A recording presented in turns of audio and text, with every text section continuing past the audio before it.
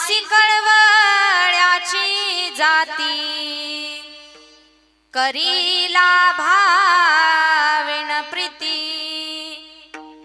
पोटी भार वाहे त्याचे सर्वस्व ही साहे आईसी कळवळ्याची जाती करीला भाविण प्रीती तुका म्हणे माझे तुम्हा संतावरी ओझे आईसी कळवळ्याची जाती करीला भाविण प्रीती विठ्ठल विठ्ठल विठ्ठल विठ्ठल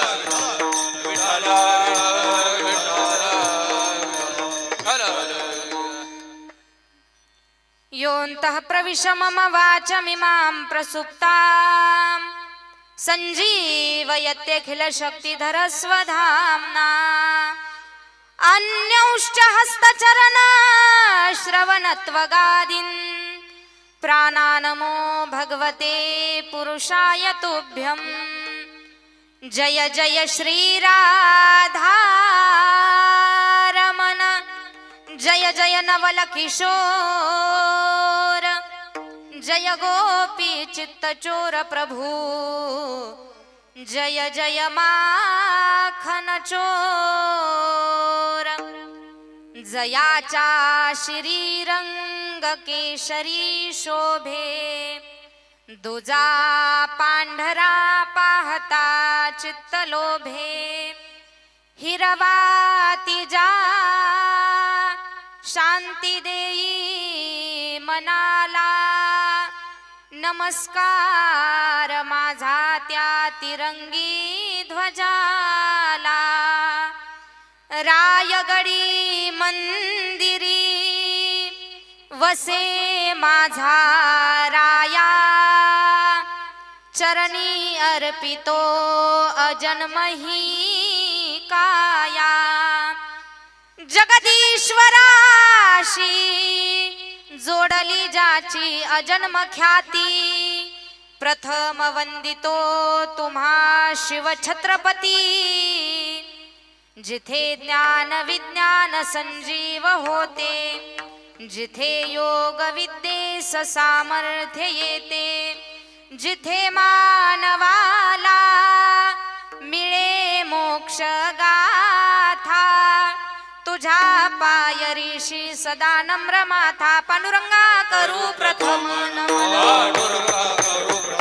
पांडुरंगा करू प्रथम नमन दुसरे चरण संतांचिया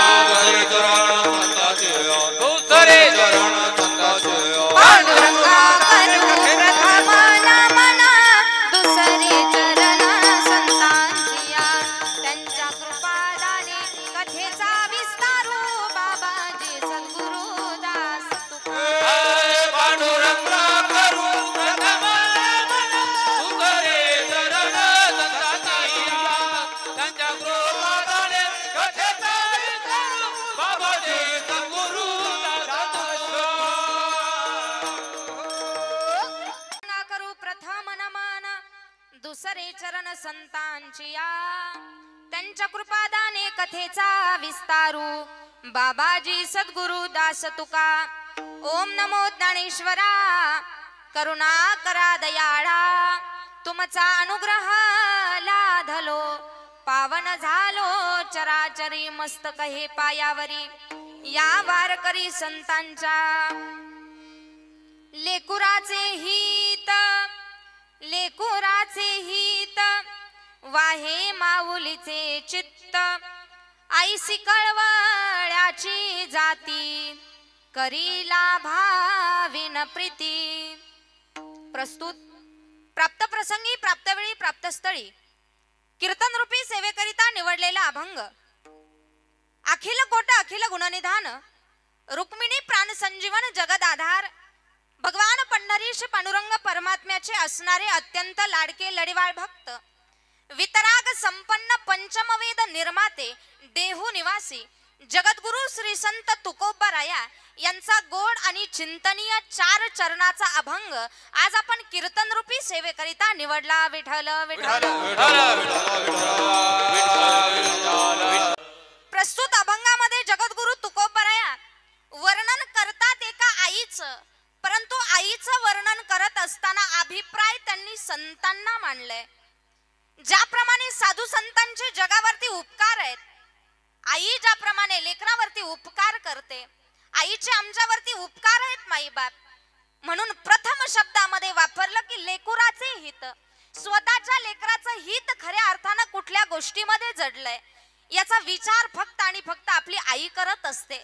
मग ज्याप्रमाणे आई आपल्या लेकरांवरती प्रेम करते, अगदी त्याच पद्धतीने साधू संतांनी सुद्धा जगावरती कशा पद्धतीनं प्रेम केलं याचं विस्तारपूर्वक चिंतन आपल्याला आजच्या अभंगामध्ये बघायचं. विठ्ठल विठ्ठल.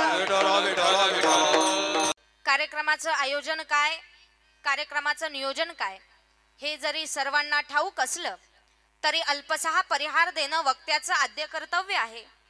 तर परात्पर परमेश्वर, परम राज्य परम रसिक, भक्तवांचल कल्पतरू, भक्तवांचल दीनबंधू भगवान पांडुरंग परमात्मा आणि त्याच्या सत्तेनं चाललेलं हे विश्व, या विश्वामध्ये माईबाप ज्याचा जन्म झाला, पशु असो, प्राणी असो, वृक्ष असो अथवा मनुष्य देह असो, ज्याचा या ठिकाणी जन्म झाला त्याला एक ना एक दिवस हे विश्व सोडून जायचंय.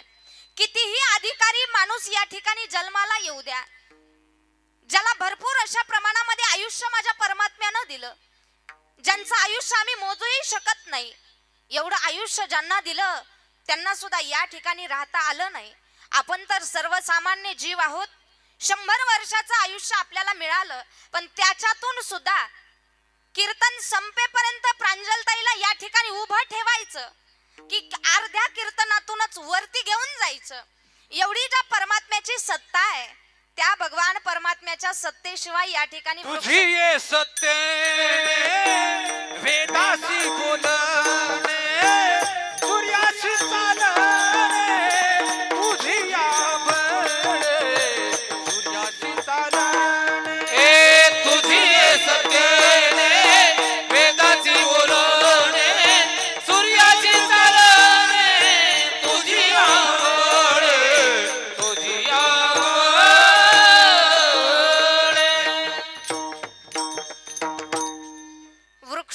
पान हाली ज्याची सत्ता, एवढी परमात्म्याची सत्ता आहे. आणि या सत्तेमध्ये जीवन जगत असताना कितीही मोठा, कितीही पैशावाला, कितीही गाड्यावाला, किती बंगल्यावाला माणूस असला तरी त्याला एक दिवस हे आले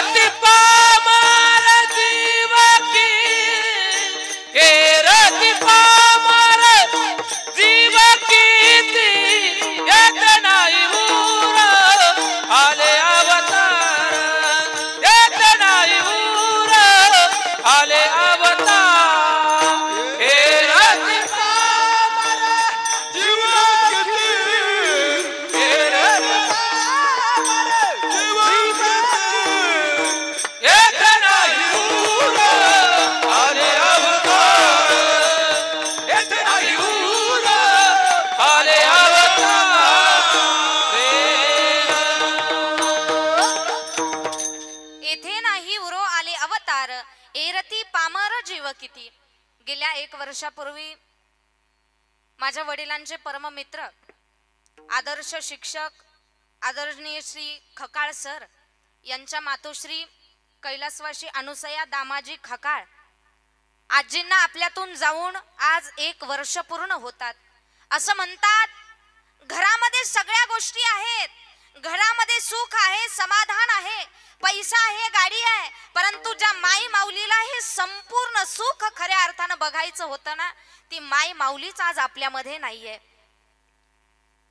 घरामध्ये एखादा माणूस यावा आणि कधीच विनमुख घरातून जाऊ नये असा आजींचा असणारा स्वभाव, आणि त्या आजींना आज आपल्यातून जाऊन 1 वर्ष पूर्ण होतात. खऱ्या अर्थानं जो आवडे सर्वांना तोची आवडे देवाला.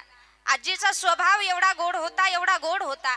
आपल्या स्वतःच्या संस्काराच्या जोरावरती स्वतःचा मुलगा एवढा चांगला घडवला, एवढा चांगला घडवला.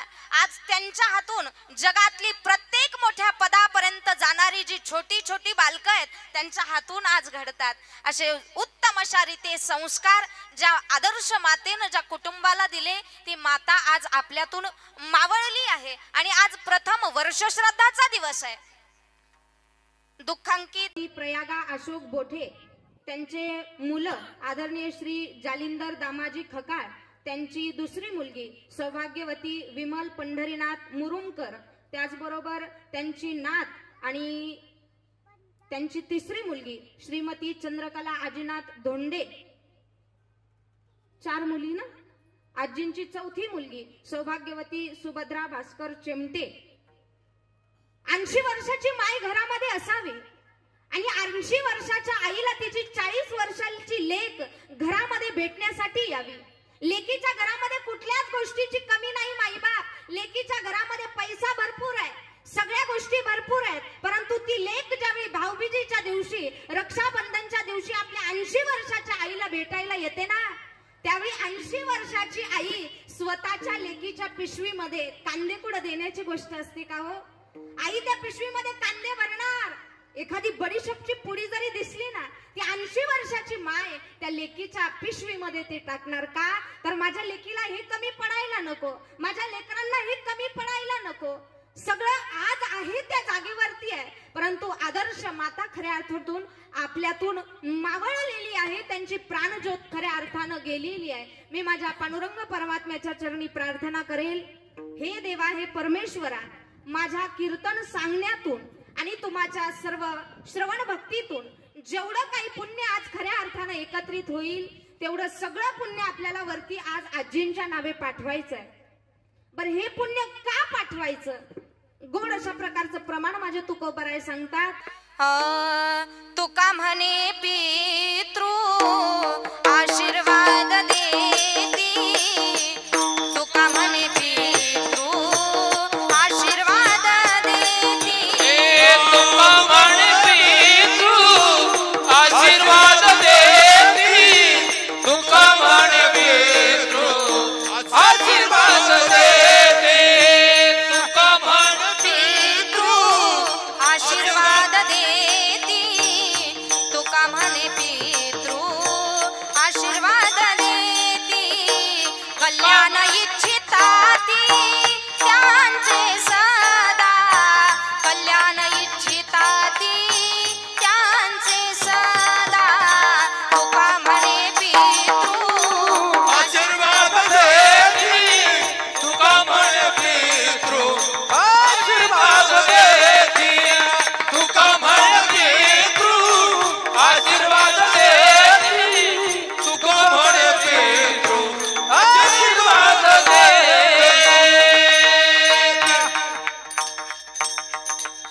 तुका म्हणे पितृ आशीर्वाद देती, कल्याण इच्छिताती त्यांचे सदा. आपल्या आई वडिलांचे, नातेवाईकांचे, आप्तेष्टांचे अनंत कोटी उपकार आहेत आपल्यावरती, आणि त्या उपकारातून ऋणी होण्याकरिता खऱ्या अर्थानं पितरांचं जे कार्य आहे, माणूस जिवंत आहे तोपर्यंत त्याची सेवा करणं आद्य कर्तव्य आहे.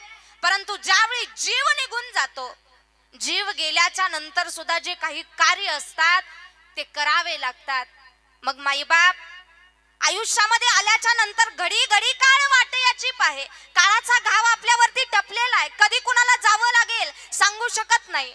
आता कोरोनाचा रोग आला, आणि कोरोना आल्याच्या नंतर कोरोनानं 2 माणसाचं चांगलं कल्याण केलं. कोरोनानं पहिला माणूस सुधरवला ते म्हणजे डॉक्टर लोक, आणि त्याच्यानंतर कल्याण झालं ते महाराज लोकांचं. 10वे वर्ष श्राद्ध, 13वे, सगळं काय असेल ते महाराज लोकांकडे. एका गावामध्ये दशक्रियेचं प्रवचन होतं, गावामध्ये गेले आणि तिथे गेल्याच्या नंतर स्मशानभूमीमध्ये बघितलं, इकडे एक प्रेत जळतंय आणि तिकडे एक प्रेत जळतंय, पण त्या दोन्ही प्रेतांच्या मध्यभागी एक व्यक्ती बसलेली आहे. ते इकडे बघतात तिकडे बघतात. त्यांना सांगितलं, का हो बाबा, तुम्ही इकडे बघता तुम्ही तिकडे बघता, नेमकं काय बघता दोन्ही मध्ये? त्यावेळी त्यांनी सांगितलं, प्रांजलताई महाराज, अहो हे जे दोन प्रेत जळतात ना, या दोन प्रेतामध्ये फार अशा प्रकारचं लॉजिक आहे. म्हटलं काय? त्यांनी सांगितलं, प्रांजलताई अहो हे प्रेत जळतंय का, ते प्रेत अत्यंत गरीब माणसाचं आहे आणि हे जे प्रेत जळतंय का, ते अत्यंत श्रीमंत माणसांचं आहे. म्हटलं ठीक आहे, किती मोठा माणूस असला तरी त्याची शेवट एक ना एक दिवस मातीच होणार आहे, यामध्ये लॉजिक कुठलं?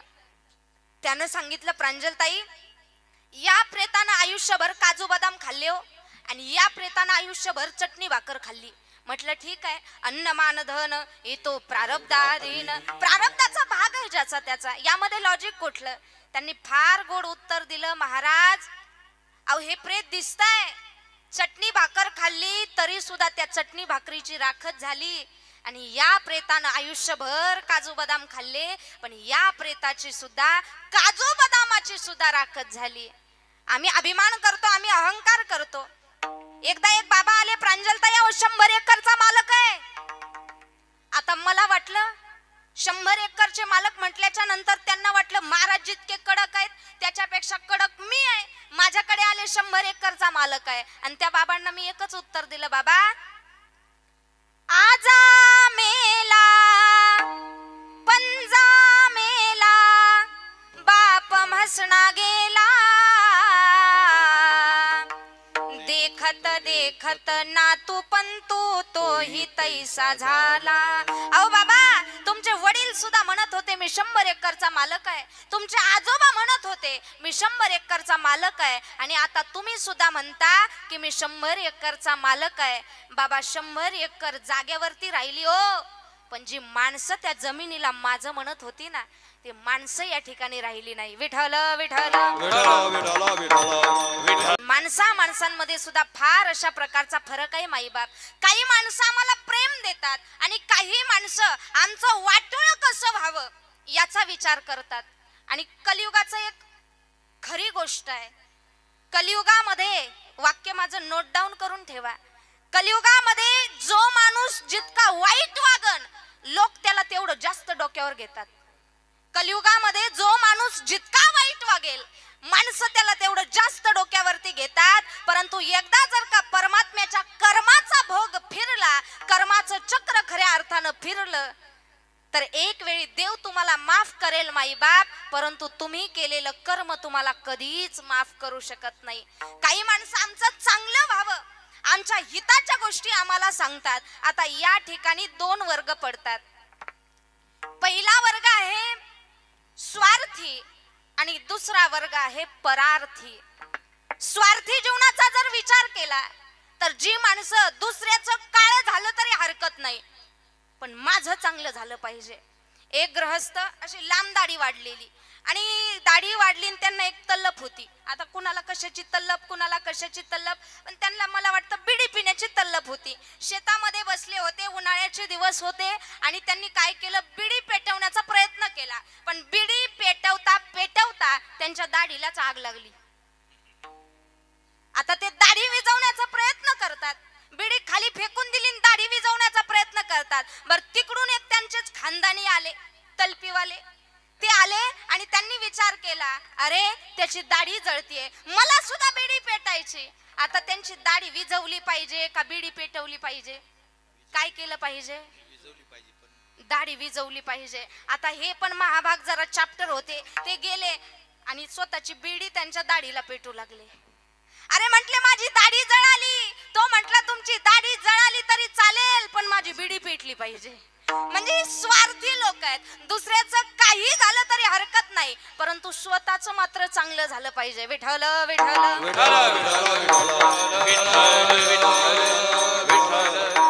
लक्षात ठेवा, स्वार्थी माणसाचं आयुष्यामध्ये कधीच कल्याण होऊ शकत नाही. एक गृहस्थ माझ्याकडे आले, प्रांजलताई घरामध्ये पैसा आहे, गाड्या आहे, बंगले आहे, पण मला समाधानच नाही हो. घरी गेलं का सारखी बायको काही ना काही बोलती, सारखी बायको काही ना काही बोलती. मग त्यांना एकच पर्याय सांगितला, तुम्हाला जर सुख आणि समाधान बघायचं असेल ना, आणि मी नेहमी कीर्तन प्रवचनामध्ये सांगत असते, जगातला सर्वात श्रीमंत आणि सर्वात समाधानी माणूस कुठला, नेहमीचं वाक्य आहे माझं.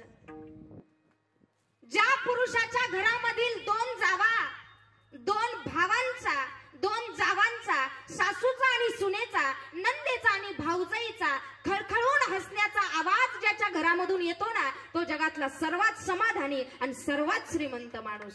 समाधान पैशामध्ये शोधावं, पण कशामध्ये शोधावं? कोणी पैशामध्ये हित शोधतं, कोणी कशामध्ये शोधतं, पण घरामध्ये जेवढं प्रेम आहे ना, त्यामध्येच माणूस खरा समाधानी आहे. जो स्वार्थी माणूस आहे तो कधीच समाधानी नसतो.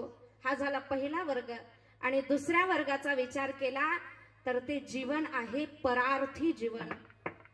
स्वतःच्या देहाचं काही झालं तरी चालेल, परंतु माझ्याकडून लोकांचं कल्याण झालं पाहिजे असे विचार ज्या माणसाचे आहेत ना, ती माणसं लोकांचंही हित बघतात आणि स्वतःचंही हित बघतात. जगाच्या पाठीवरती परार्थी दोघांनाच म्हटलं गेलं. साधू संतांना परार्थी म्हटलं गेलं कारण संतांचे उपकार समाजावरती एवढे आहेत. जगाच्या कल्याणासाठी कष्ट वीती परोपकारे, देह कष्ट वीती परोपकारे, देह कष्ट वीती परोपकारे, देवाच्या कल्याणाचा विभूती, जगाच्या कल्याणाचा विभूती, जगाच्या कल्याणाचा विभूती, जगाच्या कल्याणाचा विभूती, देह कष्ट भीती परोपकारे, देह कष्ट भीती परोपकारे, देह कष्ट भीती परोपकारे, देह कष्ट भीती.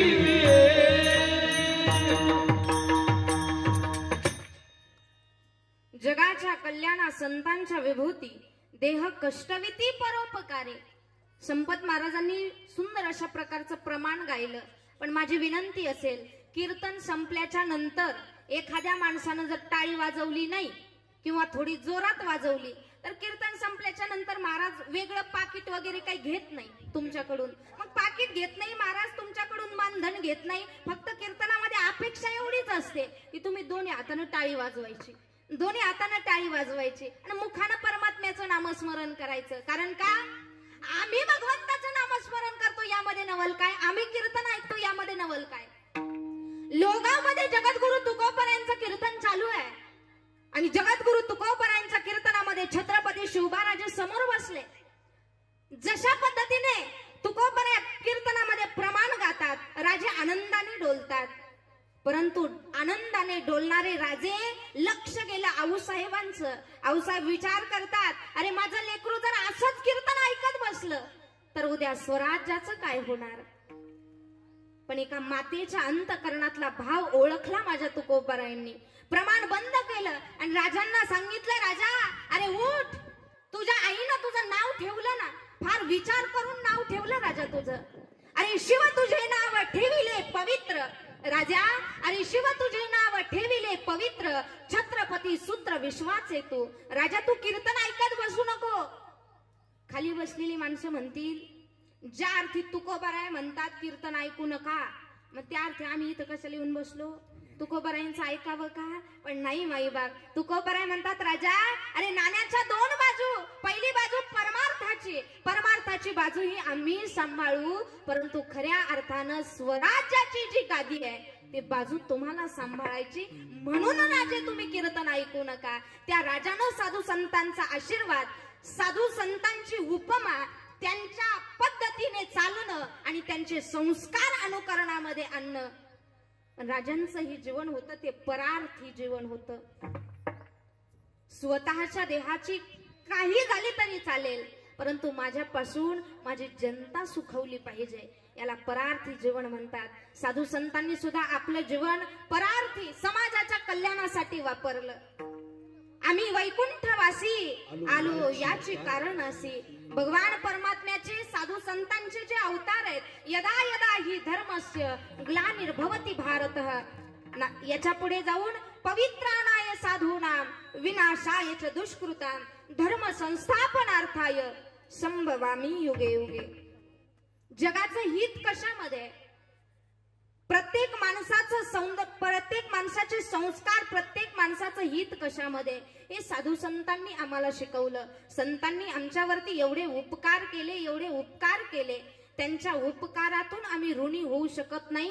त्यांचं जीवन हे परार्थी जीवन आहे. आणि साधू संतांच्या नंतर जगाच्या पाठीवरती एकच व्यक्ती अशी आहे जिचं जीवन फक्त आणि फक्त स्वतःच्या लेकरांसाठी असतं. ती म्हणजे आमच्या घरातली आई. आईचं जे जीवन आहे ते परार्थी जीवन आहे. स्वतःचं काही झालं तरी चालेल, परंतु माझ्या लेकराला कुठे कमी पडलं नाही पाहिजे, हे परार्थी जीवन. म्हणून लेकराचं हित बघणारी जी आई स्वतःच्या देहाची राख रांगोळी होऊ द्या, भांडी घासणार, धुणे धुणार, परंतु स्वतःचा मुलगा उच्च शिक्षणासाठी दुसऱ्या मोठ्या कॉलेजमध्ये पाठवण्याचं जे हित लेकराचं वापरत असते, ती एक आई असते. मातीची या चित्ती अवघी भाती याकी, बालकाची याकी अवघी बालकाची याकी. मातीची या चित्ती अवघी बालकाची याकी, अवघी बालकाची याकी, अवघी बालकाची याकी.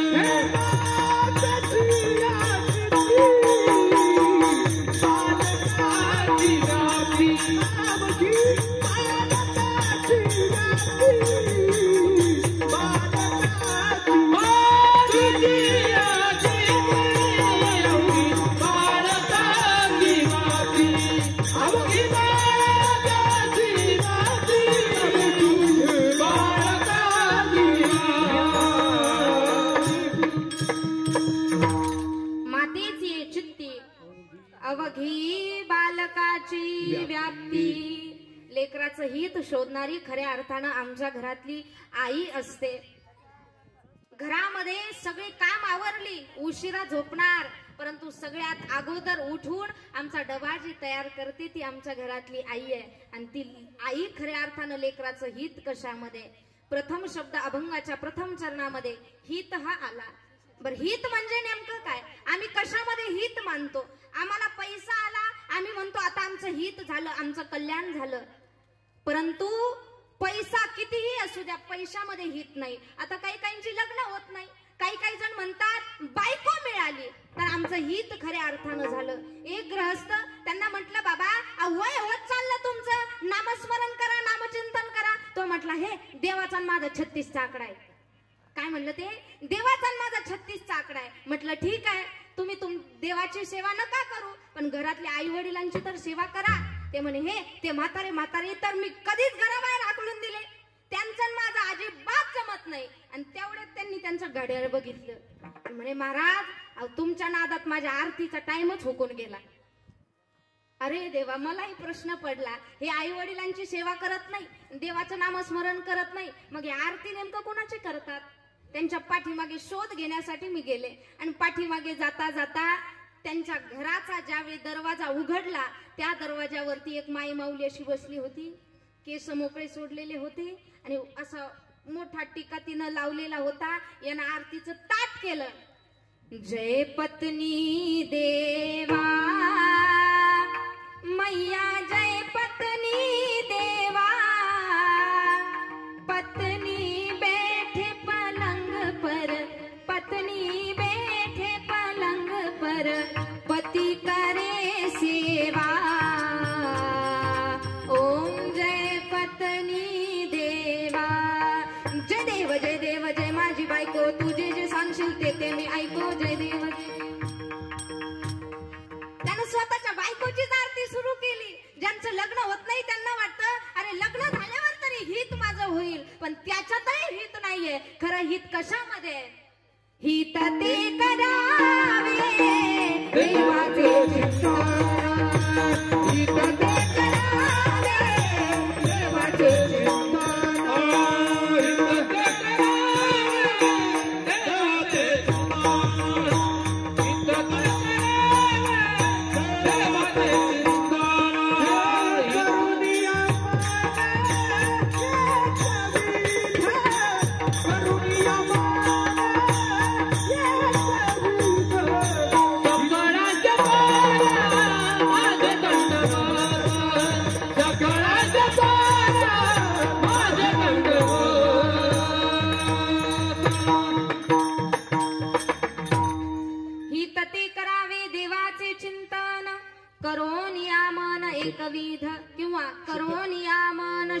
भावे.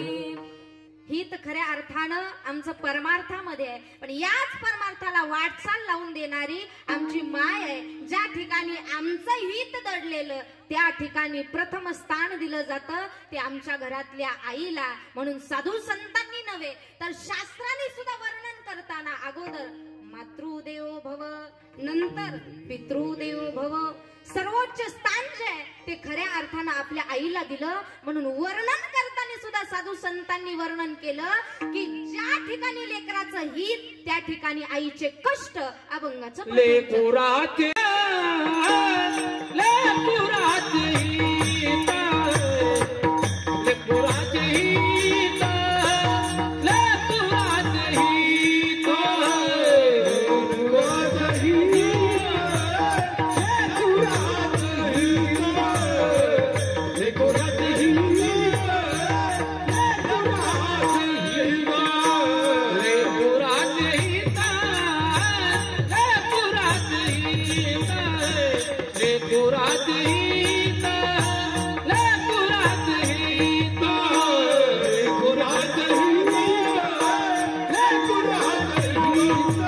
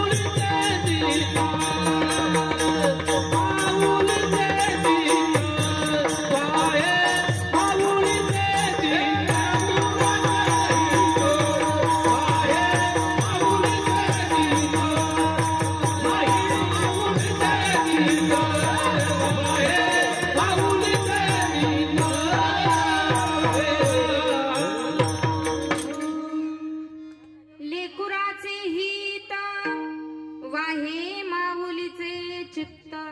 चित्त म्हणजे अंतकरण, आणि अंतकरणापासून जी स्वतःच्या लेकराचं हित साधते ना ते खऱ्या अर्थानं आई असते. पण सांगायला सुद्धा आज कसं तरी वाटतं माईबाप, आमची माई माऊली जर जीन्स पॅन्ट वरती हिंडत असेल, आमची माई माऊली जर जर नको ते वागत असेल तर कशी चांगली लेकरं आमची घडणार हो? कारण जिच्या हाती पाळण्याची दोरी तीच जगाला उद्धरी असं म्हणतात.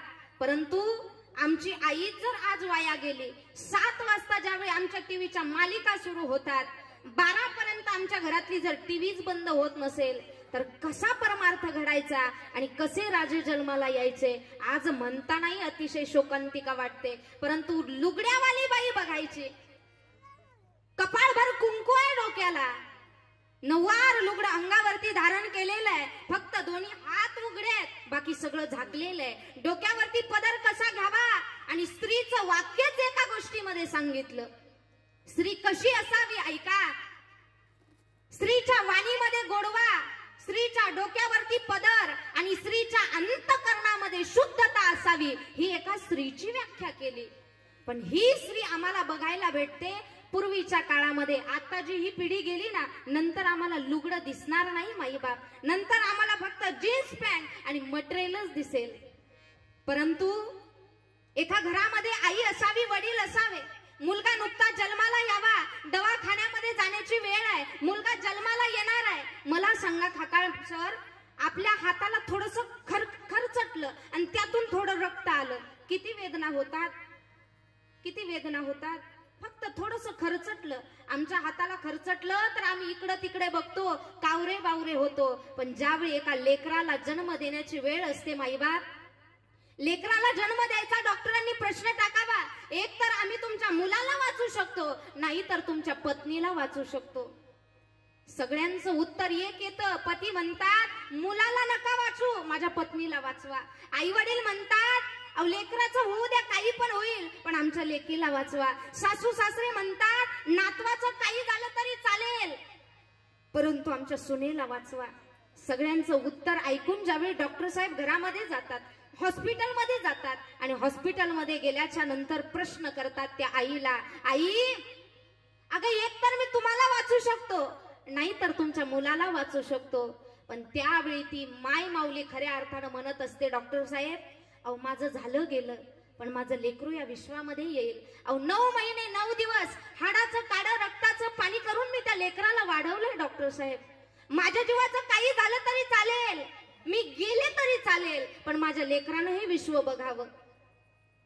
जन्म दिला आईने मला, उपकार हा मोठा झाला. जन्म दिला आईने मला, उपकार हा मोठा झाला. ठेच लागे जरी पायाला, पाणी येते आईच्या डोळ्याला. जन्म दिला आईने मला, उपकार हा मोठा झाला. आई स्वतःच्या लेकराचं हित बघत असते खऱ्या अर्थानं. पण एक आई जर आदर्श घडली, 350 वर्षापूर्वी माय भगिनीच्या कपाळाचं कुंकू पुसलं जात होतं. 350 वर्षापूर्वी लहान लहान मुलं अनाथ होत होती. 350 वर्षापूर्वी मंदिरावरचे कळस कापले जात होते. 350 वर्षापूर्वी प्रत्येक गायी कत्तलखान्यामध्ये जाऊन कापली जात होती. एक माय माऊलीनं नवस केला, आई अगं माझ्या पोटी जर कन्या जन्माला आली तर कन्या तरी आईशी देई, जैशी मीरा मुक्ताबाई. आणि आई माझ्या पोटी जर पुत्र जन्माला आला तर पुत्र देई ऐसा गुंडा, ज्याचा तिन्ही लोकी झेंडा. एक आदर्श माता घडली माई बाप. आणि परिणाम, ज्या ठिकाणी निजामशाह राज्य करत होता त्या राज्याला निजामशाही असं म्हटलं गेलं. ज्या ठिकाणी आदिलशाह राज्य करत होता त्याला आदिलशाहीचं नाव दिलं गेलं. ज्या ठिकाणी मुघल राज्य करत होते त्या रयतेला मुघलशाही असं नाव दिलं गेलं. पण ज्या ठिकाणी माझे छत्रपती शिवबाराजे राज्य करत होते ना त्याला स्वराज्य असं नाव दिलं गेलं. कारण अरे घासल्याशिवाय धार नाही तलवारीच्या त्या पातेला, अरे घासल्याशिवाय धार नाही तलवारीच्या त्या पातेला. आणि छत्रपती शिवबाराजांशिवाय पर्याय नाही आजच्या या महाराष्ट्राच्या मातीला. आजची तरुण पिढी कुठे चालली आहे? अरे फेब्रुवारीचा महिना सुरू झाला तर आम्ही डे साजरी करतो. कोणी रोज डे साजरा करतं, कोणी प्रपोज डे साजरा करतं, कोणी चॉकलेट डे साजरा करतं. परंतु एक गोष्ट लक्षात ठेवा, दिवस जर साजरे करायचे ना, भारतीय संस्कृतीमध्ये माणूस म्हणून जन्माला आलो 2च दिवस माणसानं फार मोठ्या स्वाभिमानानं साजरे करावे. 19 फेब्रुवारी छत्रपती शिवबाराजांची जयंती येते, आता जवळ येते. आणि दुसरा दिवस म्हणजे ज्यावेळी विश्वाच्या कल्याणासाठी प्रभू श्री रामचंद्र 22 जानेवारीला अयोध्येमध्ये विराजमान झाले ना, तो 22 जानेवारीचा दिवस अतिशय आनंदानं साजरे करायचा. ज्यावेळी एक एक मावळा माझ्या राजानं स्वतःच्या टीम मध्ये घेतला त्यावेळी सगळ्यात अगोदर त्यांची डोकी, त्यांच्यामध्ये चांगले सुपीक विचार पेरण्याचं कार्य माझ्या राजानं केलं. आणि आज ज्या ठिकाणी कीर्तनाला आम्ही बसलोय, राजे जर नसते ना, काही म्हणतात प्रांजलताई राजे कीर्तनामध्ये का सांगावे, पण ज्या राजांमुळे आज कीर्तन चालू आहे ते राजे 2 मिनिट का होईना पण कीर्तनामध्ये सांगितलेच पाहिजे, नाहीतर आपल्याला परवानगी काढावी लागली असती. हुजूर हुजूर म्हणावं लागलं. धर्माचे पालन, धर्माचे पालन, धर्माचे पालन, धर्माचे पालन, धर्माचे पालन, धर्माचे पालन, धर्माचे पालन, धर्माचे पालन.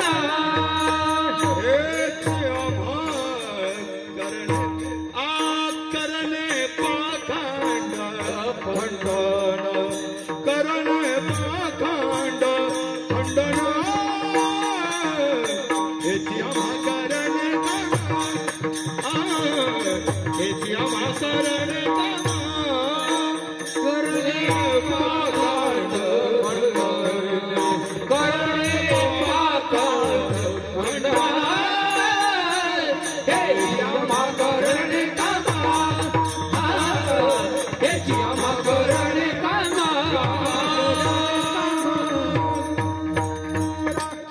धर्माचे पालन करणे पाखंड खंडन धर्माचं कार्य खऱ्या अर्थानं राजांनी केलं. आणि ज्यावेळी भगवा आमच्या हातामध्ये असतो, भगव्याची शान एवढी आहे.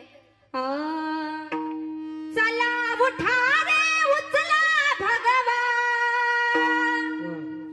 चला उठा रे उचला भगवा, दैन्याता संपलं, दैन्याता संपलं. हे आलं आलं आलं आलं आलं गड्यानो भगवा दळ आलं, आलं आलं आलं आलं गड्यानो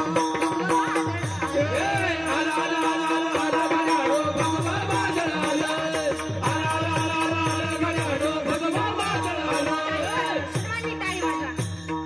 चला उठा रे उचला भगवा, चला उठा रे उचला भगवा, दैन्याता संपलं, दैन्याता संपलं. आला आला आला आला आला गड्यानो भगवा दळ आलं, आला आला आला आला आला गड्यानो भगवा दळ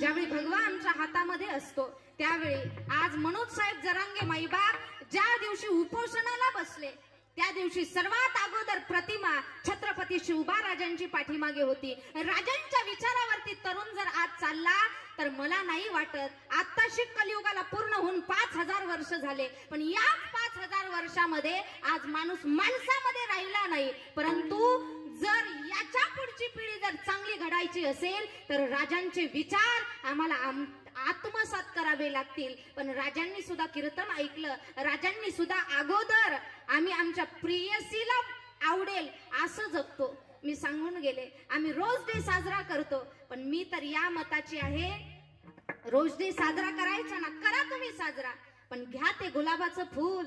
रोज डे साजरा करायचा ना घ्या ते गुलाबाचं फूल आणि जा कधीतरी स्वतःच्या आईकडे आणि ते रोज डेचं गुलाब खऱ्या अर्थानं आईच्या पायावरती ठेवा आणि आईला विनंती करा, आई आजचा रोज डे हे गुलाब खऱ्या अर्थानं तुझ्यासाठी का.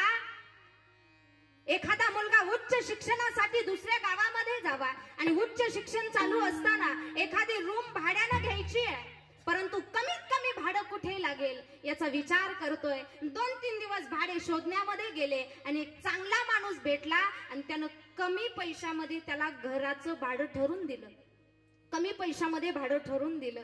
आणि 4 वर्षाच्या नंतर मुलगा उच्च शिक्षित झाला आणि त्या रूम मालकाला भेटला आणि रूम मालकाला म्हटला, बाबा अहो तुम्ही देवासारखे धावून आले आणि मला कमीत कमी भाड्यानं रूम दिली. मला सांगायचं तात्पर्य एवढंच आहे माईबा, ज्यानं कमी पैशामध्ये आम्हाला रूम भाड्यानं दिली आम्ही त्या माणसाला देवाची उपमा देतो. जन्माला येण्याच्या अगोदर पहिलं पाऊल ठेवण्याचं स्थान जिनं स्वतःच्या गर्भामध्ये दिलं ती आई आपली देव नसेल का.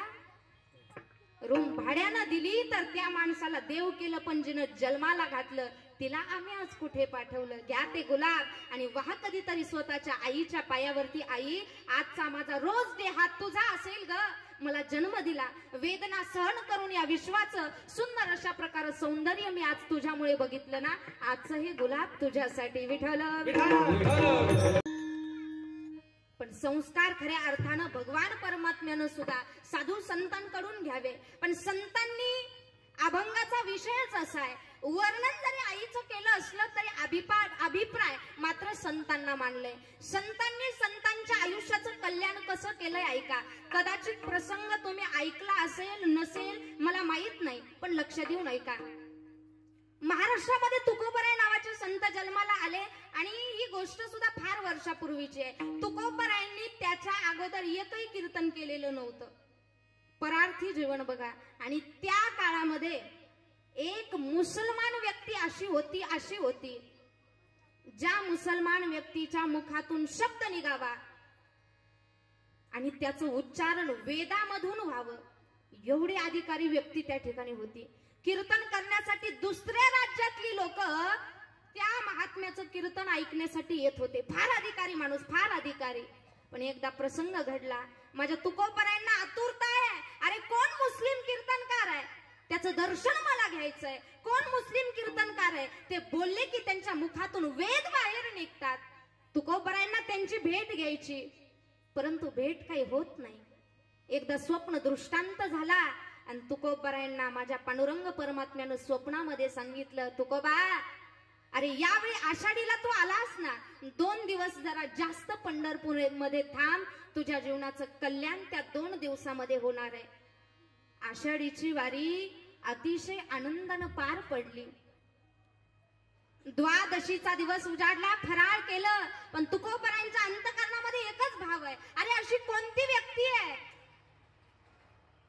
असं काय सांगितलं मला माझ्या विश्वाच्या मालकानं तुझी इच्छा पूर्ण होणार, अशी कुठली गोष्ट आहे. तुकोबरायांना काहीच आठवत नव्हतं. फक्त एक गोष्ट त्यांना कळत होती, भगवंतानं जो स्वप्न दृष्टांत दिला तो कधी पूर्ण होईल आणि त्या मुस्लिम महात्म्याची भेट मला कधी होईल. पण आवली सुद्धा सोबत होती तुकोबरायांच्या. द्वादशीचं फराळ झालं ना, आवलीनं सांगितलं नीट घरी निघायचं.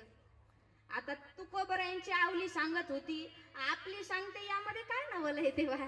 माणूस किती मोठा असला ना, घरी जाऊन बरोबर वाकला जातो. परंतु आवलीने सांगितलं आता नीट घरी निघावं लागेल. म्हटले ठीक आहे. पण तुकोबरायांच्या अंतःकरणामध्ये एकच, देवानं मला का बोलावलं असेल, का बोलावलं असेल. पंढरीच्या वाळवंटामधून ज्यावेळी तुकोबराय निघाले ना, तुकोबरायांच्या कानावरती आवाज पडला, विठ्ठला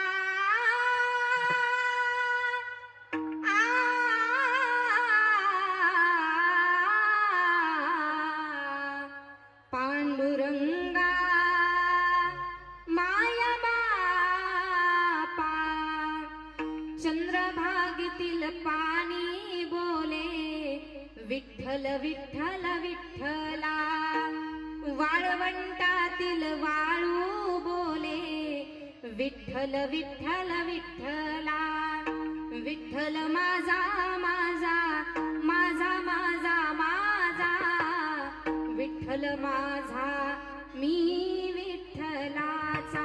तुकोबरायांच्या कानावरती आवाज पडला आणि त्याच ठिकाणावरून तुकोबरायांना आवाज आला, तुकोबा अरे कुठे निघालास. तुकोबरायांनी इकडं तिकडं बघितलं, पण घळाघळा डोळ्यातून अश्रुधारा सुरू झाल्या. तुकोबराय विचार करतात, अरे ज्या माणसाची भेट मला घ्यायची होती तो माणूस आज माझ्या समोर उभा आहे आणि त्या माणसाचं नाव आहे माईबाप श्री संत सद्गुरु शेख मोहम्मद माऊली. त्यांच्या मुखातून शब्द निघावा आणि त्याचं उच्चारण वेदामध्ये व्हावं एवढा अधिकार शेख मोहम्मद माऊलींचा होता. शेख मोहम्मद माऊलींनी वाळवंटामध्ये काल्याचं कीर्तन चालू होतं. माऊलींनी न्यावं तुकोबरायांना मंडपामध्ये, स्वतःच्या गळ्यातला विणा काढावा आणि तुकोबरायांच्या गळ्यामध्ये घालावा. चिपळ्या घ्याव्या, तुकोबरायांच्या हातामध्ये द्याव्या आणि तुकोबरायांना शेख मोहम्मद माऊली म्हणतात, तुकोबा अहो करा कीर्तन सुरू. पण तुकोबराय म्हणतात, बाबा अहो तुमची भेट झाली, मला याच्या आधी कधी कीर्तन केलेलं नाही मी, मला नाही जमणार कीर्तन करायला. परंतु संतापायी माथा ठेविता सद्भावे, तेने भेटे देव आपे आप. साधू संतांचे आशीर्वाद ज्यावेळी संतांना भेटतात, तुकोबराय लट लट लट लट कापायला लागले. खालची माणसं शेख मोहम्मद माऊलींना शिव्या देऊ लागले, मोहम्मद माऊली अहो आम्ही तुमचं कीर्तन ऐकायला आलो, आम्ही कोणाचं कीर्तन ऐकणार नाही, आम्ही फक्त तुमचं कीर्तन ऐकणार. पण संत सद्गुरु शेख मोहम्मद माऊलींनी तुकोबरायांच्या मस्तकावरती हात ठेवला माईबाप आणि त्यावेळी द्वादशीचं कीर्तन शेख मोहम्मद माऊलींच्या आशीर्वादानं माझ्या तुकोबरायांनी पंढरीच्या वाळवंटामध्ये केलं. सांगायचं तात्पर्य एवढंच, संतांनी आपल्या आयुष्याचं कल्याण केलं, यामध्ये नवल नाही माईबाप. संतांचं जीवन हे परार्थी जीवन. संतांनी संतांच्या कार्याला सुद्धा फार मदत केली. तेवढे पुण्यवान होते. माझं नेहमीच वाक्य आहे, आमच्या आयुष्यामध्ये एखादी दुःखाची गोष्ट घडली की आम्ही लगेच कुणाला तरी सांगत बसतो. महिला मंडळींचं तर तसलं फार असतं. सुनाचे घराणे, मग ती दिंडी बघणार नाही, वारी बघणार नाही, काहीच बघणार नाही, कुठं उठून सुटून झालं चालू. परंतु स्वतःचं दुःख जर जिथे सांगायचं असेल ना, सर्वसामान्य माणसाला दुःख सांगू नका. जा कधीतरी साधू संतांकडे आणि सांगा साधू संतांना, काही मी उद्धार पावेन, काही कृपा करीन नारायण. आईसे तुम्ही सांगा संत जन, करा समाधान चित्त माझे. साधू संतांना विचारा त्यांना, अहो कोणतं पुण्य केलं तुम्ही की देव तुमच्या घरी डायरेक्ट चाकरी करतो. भक्ताचं आणि संतांचं जे नातं आहे ते संलग्न आहे, कारण तेवढे पुण्यवान आहेत. हिंदीमध्ये फार गोड अशा प्रकारचं पद आलं, राधे कौन से पुण्य किए तूने, हर रोज तेरे घर आते हैं. राधे कौन से पुण्य किए तूने, हर रोज तेरे घर आते हैं. राधे कौन से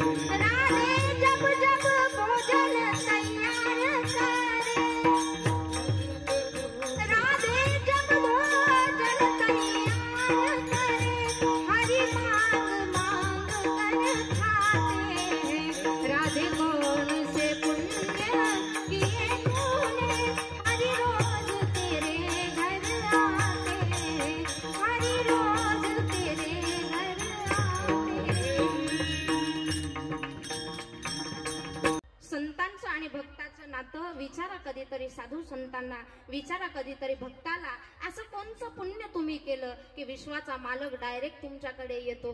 पण आम्हालाही कळत नाही, ज्या संतांच्या संगतीची इच्छा आम्ही करावी, आमच्या आयुष्याचं कोट कल्याण व्हावं, अगदी त्याच पद्धतीने ज्या सुखाकारणे देव वेडावला, वैकुंठ सोडून संता सदनी राहिला. म्हणून संतांचं आणि आईचं जे नातं असं संलग्न केलं. ज्याप्रमाणे समाजाने किती जरी दुःख दिलं तरी सुद्धा ते दुःख पोटामध्ये पचवायचं आणि आपल्याकडे जे चांगलं आहे ते फक्त आणि फक्त समाजाला द्यायचं. साधू संत लोकांचं पाप पोटामध्ये घेतात आणि पुण्य त्यांच्या पदरामध्ये टाकतात. अगदी त्याच पद्धतीने लेकरू जन्माला यायचं असेल तर आई लेकरू अगोदर पोटामध्ये वाढवते. किती दुःख होतं, एवढं दुःख होतं, एवढं दुःख होतं, पण सगळं दुःख पचवते आणि त्या लेकराला जन्म घालते. अभंगाचं तिसरं चरण.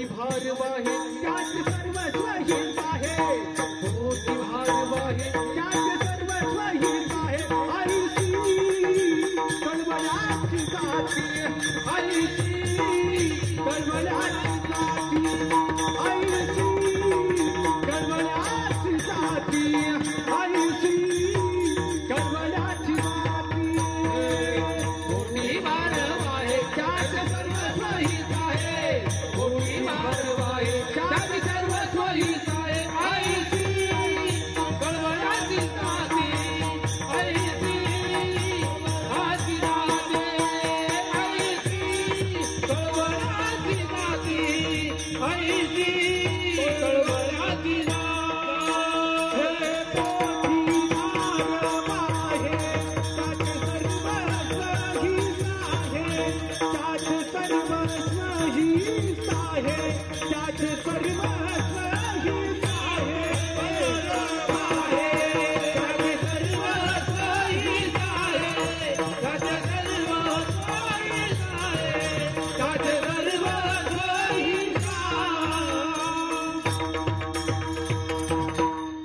पोटी भार वाहे त्याचे सर्वस्व हीच आहे 9 महिने 9 दिवस स्वतःच्या लेकराला दगडाप्रमाणे पोटाला बांधून ठेवल्यासारखं वाढवायचं आणि त्यानंतर मूल जन्माला घालायचं सोपं वाटतं का हो? अजिबात नाही. ज्यावेळी स्वामी विवेकानंदांना हा प्रश्न पडला, अरे आईला किती त्रास होत असेल, ज्यावेळी आई लेकराला जन्म घालत असेल, स्वामी विवेकानंदांनी एक टरबूज घ्यावं आणि 5 ते 10 मिनिटं स्वतःच्या पोटावरती ठेवावं आणि दोन्ही डोळ्यातून अश्रुधारा सुरू व्हाव्या. अरे हे छोटस टरबूज मला 2 मिनिट पोटावरती ठेवता आलं नाही, माझ्या आईनं तर मला 9 महिने 9 दिवस वाढवलं, हाडाचं काढा आणि रक्ताचं पाणी करून वाढवलं. तिला किती वेदना होत असतील. मग होईल तेवढं सुख स्वतःच्या आई वडिलांना देण्याचा प्रयत्न करा. अरे गेल्याच्या नंतर तर सगळेच रडतात, परंतु आहे तोपर्यंत त्यांची सेवा करणं आद्य कर्तव्य आहे. कारण कधी जाऊ कुणाचा भरोसा. एका कवीनं मरणाची व्याख्या केली बघा. एक कवी मरण लिहितात, त्या कवीचं वर्णन ऐका. कवी लिहितात, खरंच आयुष्यामध्ये मरण किती सुंदर आहे ना. लक्ष देऊन ऐका, खरंच आयुष्यामध्ये मरण किती सुंदर आहे ना. आयुष्यभर माझ्या जवळ कुणीच बसलं नाही हो, पण ज्यावेळी मी या ठिकाणाहून गेलो ना, सगळेचे सगळेच माझ्या जवळ येऊन बसले. आयुष्यभरामध्ये 2 पाऊल माझ्या सोबत कुणीच चाललं नाही, पण आज अंत काळाच्या वेळी माझ्या पावलावरती पाऊल टाकून सगळे माझ्या सोबत चालतात. आयुष्यभर कधीच कुणी प्रेमाने हाक दिली नाही, पण आज मी मरण पावलो तर सगळेच मला फुलं घेऊन आली. खरंच मरण किती सुंदर आहे ना. एखाद्याचा हात कधी मदतीला लागला नाही, पण ज्यावेळी माझं मरण आलं त्यावेळी सगळे खांद्यावरती खांदे मला देऊ लागले. खरंच आयुष्यभर काय खाल्लं काय प्यालं कुणीच विचारलं नाही, परंतु आज ज्यावेळी माझं दुखायला लागलं ना, सगळे सफरचंद घेऊन आले, कुणी केळी घेऊन आलं, कुणी काय घेऊन आलं. खरंच मरण एवढं सुंदर आहे, मला माहीतच नव्हतं. मी उगाच आयुष्य जगत बसलो. गेल्याच्या नंतर सगळं कळतं, परंतु माणसं हयात आहेत ना, तोपर्यंत त्यांची किंमत करा गड्या. कारण कधी काळाचा घाव आपल्यावरती येईल. आएगा जब रे बुलावा हरी का, आएगा जब रे बुलावा हरी का, छोड़ के सब कुछ जाना पड़ेगा. नाम हरि का साथ जो आएगा, नाम हरि का साथ जो आएगा, और तू कुछ ना ले पाएगा. आएगा जब रे बुलावा हरि का, छोड़ के सब कुछ जाना पड़ेगा. ज्यावेळी विश्वाच्या मालकाचा आवाज आम्हाला येईल ना, माईबाप हातातला घास तोंडामध्ये जातोय की नाही, डोळ्याची रसगिरी सत्ता नाही हाते, रसगिरी सत्ता नाही हाते, रसगिरी सत्ता नाही रसगिरी सत्ता नाही हाते. छेडे बंगुर हे जळण कळत, छेडे बंगुर हे जायन कळत,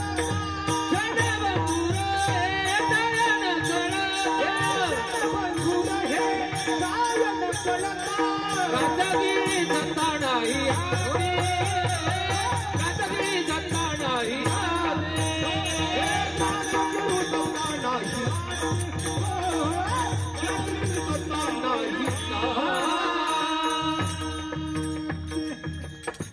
या देहावरती सत्ता फक्त आणि फक्त परमात्म्याची आहे.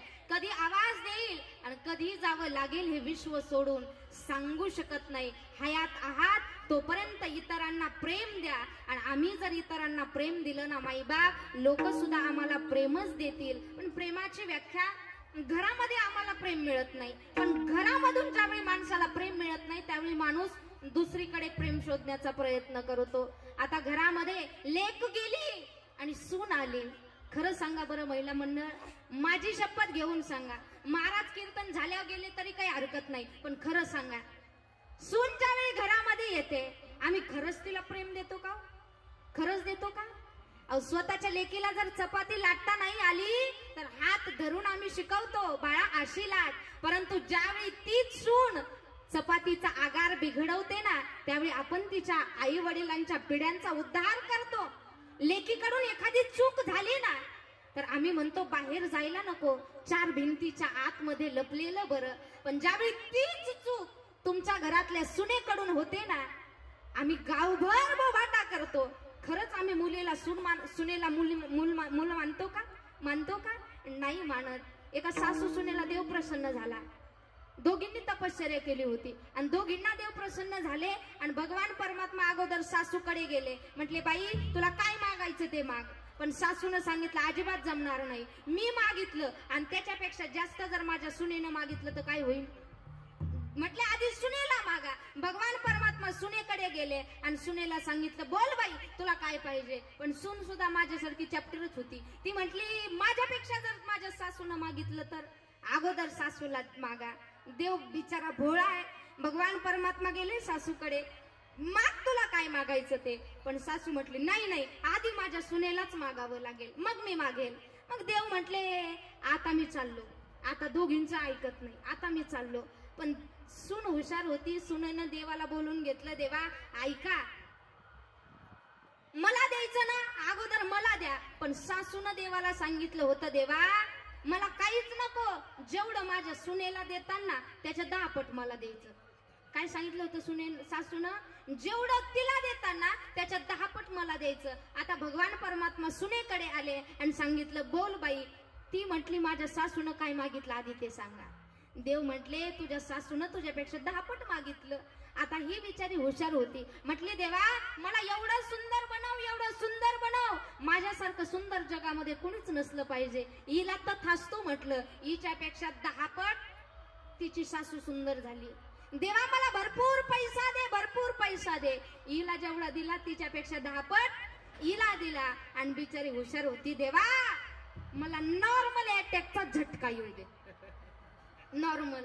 आता हिला नॉर्मल आला पण हिच्या 10 पट त्या बिचाऱ्या सासूला आला. बघता काय माझ्याकडे गेली बिचारी वैकुंठवासी झाली, स्वर्गवासी झाली. सांगायचं तात्पर्य एवढंच आहे आम्हीच आमच्या घरामध्ये जर प्रेम नाही शोधलं प्रेम कोणाकडून बघावं. व्याख्या करतात त्रेतायुगामधल्या एका व्यक्तीची. त्रेतायुगामध्ये एक व्यक्ती जन्माला आली जिनं 80 वर्ष देवाची वाट बघितली पण 80 वर्ष तिनं दातही घासली नव्हती आणि तिनं आंघोळी केली नव्हती. भांबरे काका आपण फक्त 2च दिवस आंघोळ नाही करायची. कसं होतं? आपलाच आपल्याला वास येतो.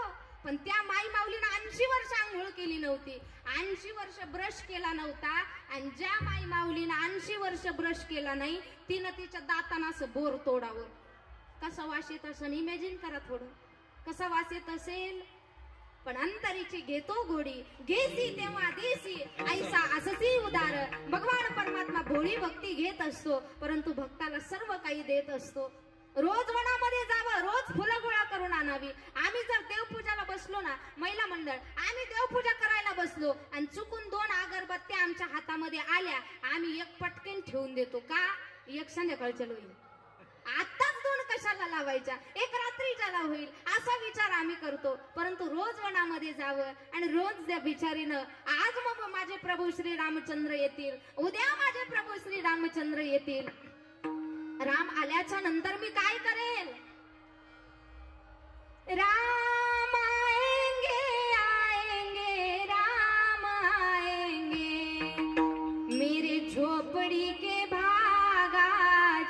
खुल जाएंगे राम आएंगे. आज येतील उद्या येतील. बरं राम आल्याच्या नंतर काय करेल? राम आएंगे तो अंगना सजाऊंगी, दीप जला के दिवाली मैं मनाऊंगी. मेरे जन्मों के सारे पाप मिट जाएंगे राम आएंगे. मेरे झोपड़ी के भागात खुल जाएंगे राम आएंगे. आणि अखेरचा श्वास शबरीनं भगवान परमात्म्याच्या पायावरती सोडला. भगवंतानं सांगितलं, शबरी तुला आयुष्य देऊन टाकतो. पण शबरीनं एवढा गोड विचार केला, देवा तुम्ही मला किती पण आयुष्य द्याल, पण पुन्हा मी तुमच्या पायावरतीच डोकं ठेवून मरेल का सांगू शकत नाही. मला नको तुमचं आयुष्य, मला नको तुम्ही दिलेलं सौंदर्य, मला फक्त तुमच्या पायावरती मरण पाहिजे. हाच विचार केला होता जटायूनं.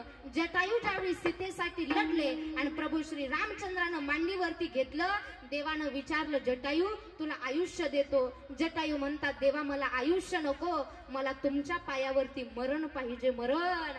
असा विचार कधीतरी माणसानं करावा. विठ्ठल विठ्ठल. नाही आम्हाला सारासार विचार करता आला, पण माणूस म्हणून जन्माला आलो गड्या.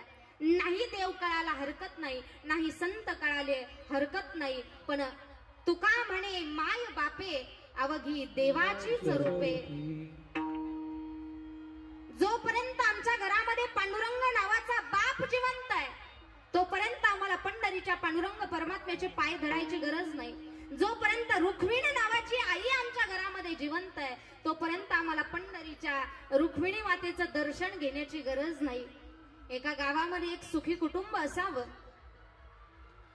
वडील मरण पावले, मुलाचा नुकता जन्म झाला आणि संपूर्ण जबाबदारी तिच्या आईवरती आली. आईनं एकटीनं तरी काय करावं? काबाड कष्ट करते, हे करू का ते करू, लेकराचं भवितव्य बघायचं, त्याला शिकवायचं, काय करावं कळत नव्हतं. परंतु एक एक एक एक काम ती माई माऊली करते.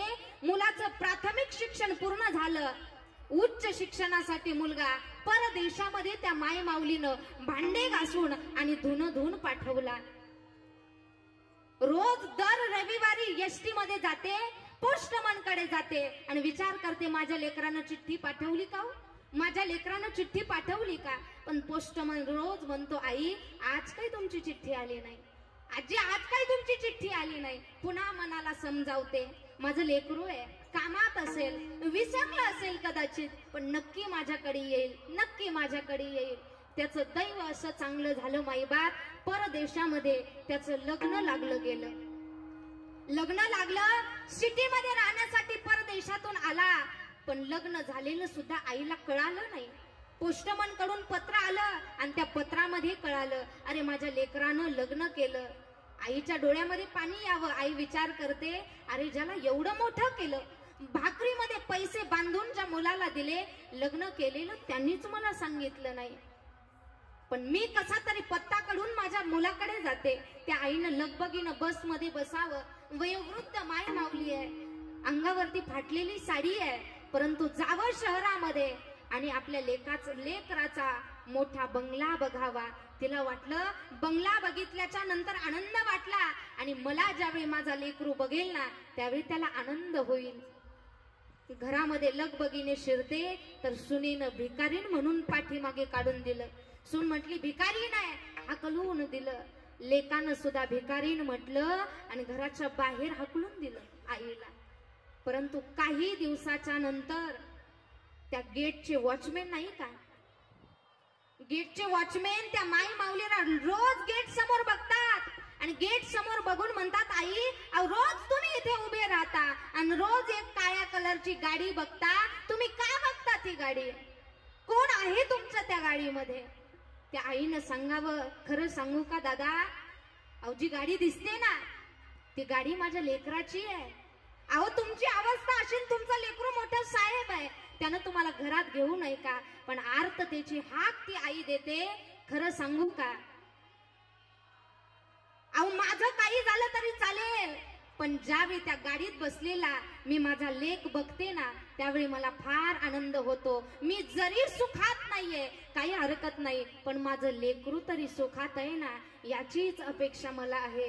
माझं काही झालं तरी चालेल, परंतु माझं लेकरू खऱ्या अर्थानं सुखामध्ये राहावं. आईचे आमच्यावरती उपकार आहेत, एवढे उपकार, एवढे उपकार. आई माझी मायेचा सागर दिला तिने जीवनाकार, तडपत्या उन्हात रखरखत्या रानात राहिली समाजासाठी तू ग कष्टाच्या घामात. कधी मिळेल मुठभर घास, कधी घडे तिला उपवास, ओल्या मातीतून चालताना तुडविले काट्याचे फास. आई माझी मायेचा सागर दिला तिने जीवनाकार. नभेची चांदणी तू ग चंदराची कोर, शीतल तुझी छाया मला हवी जीवनभर. तुझ्या शीतल छायेमध्ये उभ आयुष्य जगेन. आई देवा पाशी मी ग आई तुलाच ग मागेन. आई माझी मायेचा सागर दिला तिने जीवनाकार. एकदा आई वडील गेले, पुन्हा मिळू शकत नाही, म्हणून जिवंत आहात तोपर्यंत त्यांची सेवा करा. आई ज्याप्रमाणे लेकराचं हित वाहत असते, अगदी त्याप्रमाणे संत सुद्धा लेकराचं हित बघत असतात. मग तुकोबारायांनी विनंती केली भगवान परमात्म्याला, साधू संतांना सुद्धा, ज्याप्रमाणे आई आमचं कल्याण इच्छिते त्याप्रमाणे साधू संत आमचे कल्याण इच्छितात. त्यांच्या पायावरती माझं दंडवत, अभंगाचं शेवटचं चरण.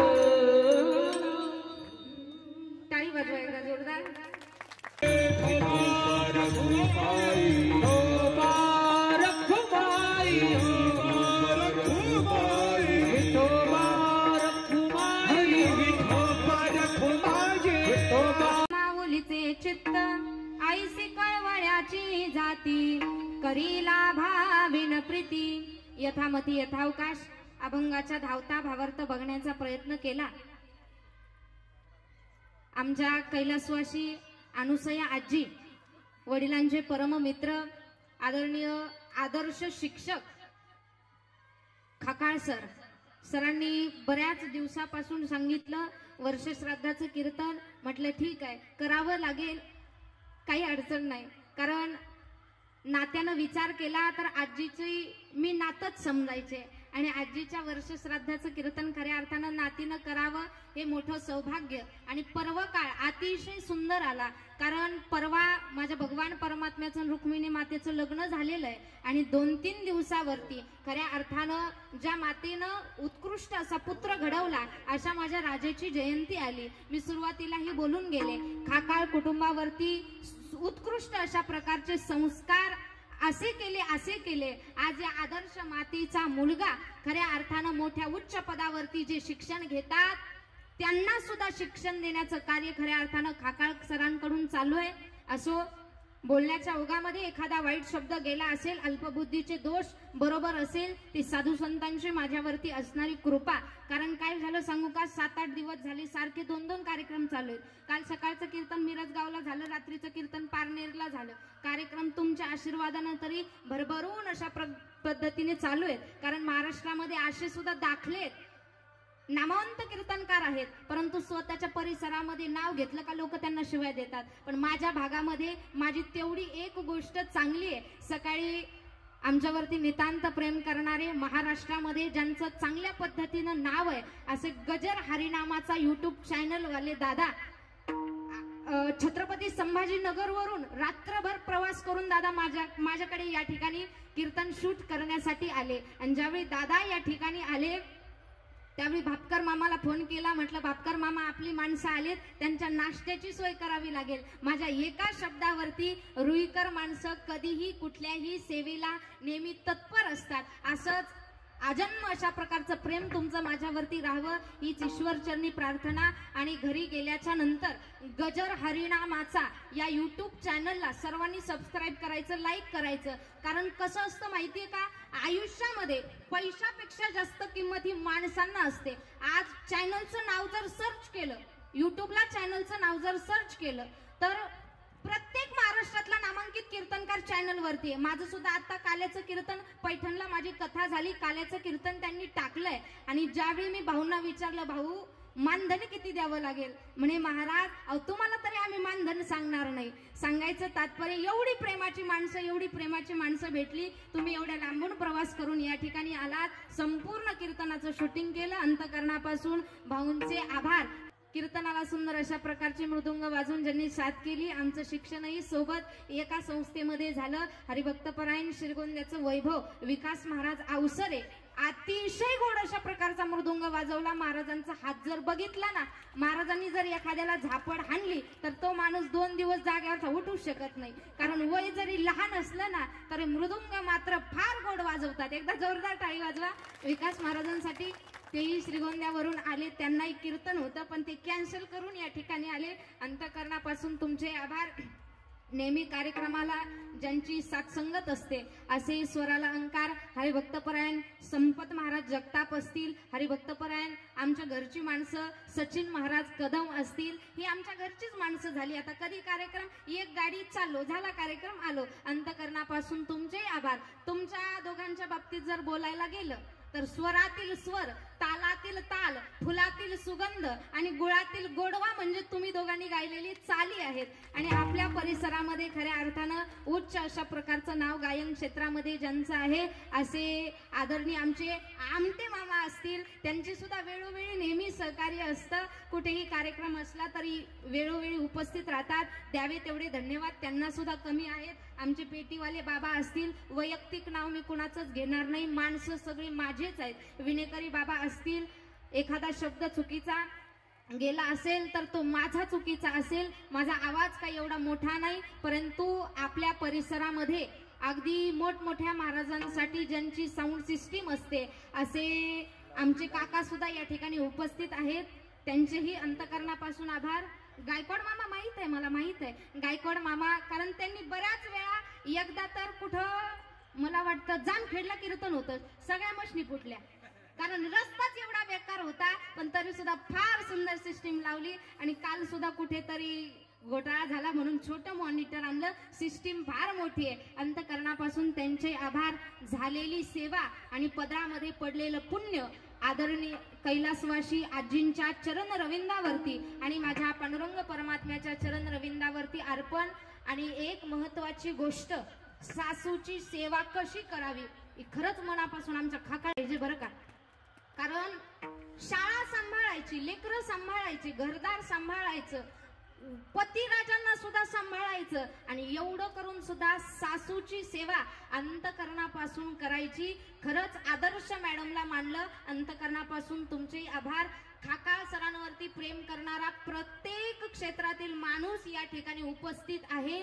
त्यांचं शैक्षणिक क्षेत्रामध्ये उच्च अशा प्रकारचं नाव आहे. पण ही सगळी पुण्याई कैलासवासी आजीची आहे. त्यांच्या पुण्याईच्या जोरावरती तुमचं नाव, तुमच्या कुटुंबाचं, तुमच्या आजूबाजूच्या परिसराचं नाव खऱ्या अर्थानं मोठं होतंय. एवढं बोलून माझ्या वाणीला पूर्णविराम. ज्ञानेश्वर माऊली.